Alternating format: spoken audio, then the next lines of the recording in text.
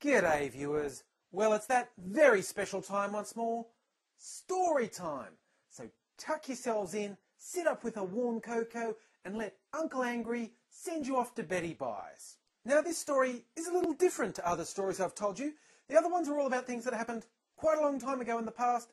This one's from just the other day, when I was lucky enough to spend half an hour in a doctor's waiting room. Which is the first question for this story. Why the hell are doctors always late? 5 minutes after they start for the day, they're running late. Why do I show up on time for appointments? There's always a half-hour wait. At least this doctor's surgery has good magazines. I was passing the time by reading copies of the New Yorker. Well, I'll be honest, I was passing time by reading the cartoons in the New Yorker. And I didn't get them. Anyway, about 20 minutes into my wait, I noticed something weird about the woman who was sitting opposite me. Every time I looked up, she was in exactly the same position, just hunched over and writing furiously in this little notebook she had.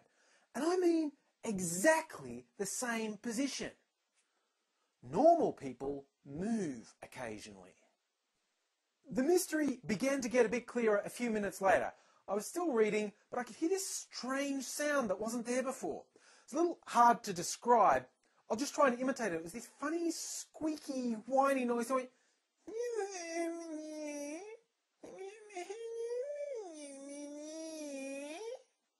I looked up to check the source of this noise and was greeted by the sight of this dude. And the dude was bent over, wearing a pair of white track pants. Nothing else, just white track pants. And as he bent over, they just sort of were riding down, showing a really unpleasant amount of arse crack pointing straight at me. Let me explain a little. This doctor's office was in St Kilda, which is an area of Melbourne renowned as being a little seedy. So it has beachfront, expensive real estate, and lots of junkies and hookers. The situation was becoming clearer now. The obsessive nature of ice addicts tended to explain the neurotic behaviour of Sitting Lady. And now it looked like the whole waiting room was getting the pleasure of watching a little druggy domestic dilemma playing out for our viewing pleasure. To be fair, I have to hand it to the junkies. They kept it quiet. They kept to themselves, which is slightly unusual for junkies. Anyway, after a little while, Mr.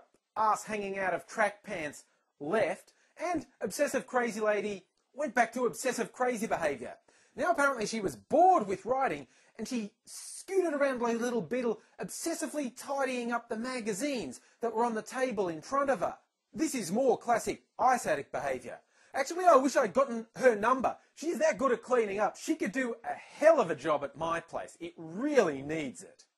So I got to spend a bit of time with some considerate junkies.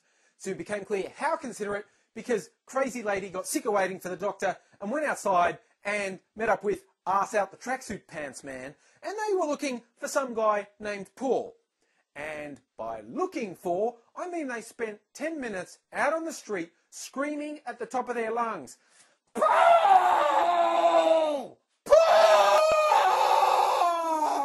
Paul!" Why do junkies always sound like that?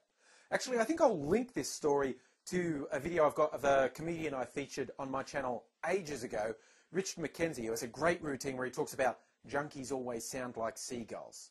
So that was the last I saw of the junkies, staggering down the street, screaming for their friend Paul, who never showed up. Who can tell why? Such a charming couple, Paul doesn't know what he was missing.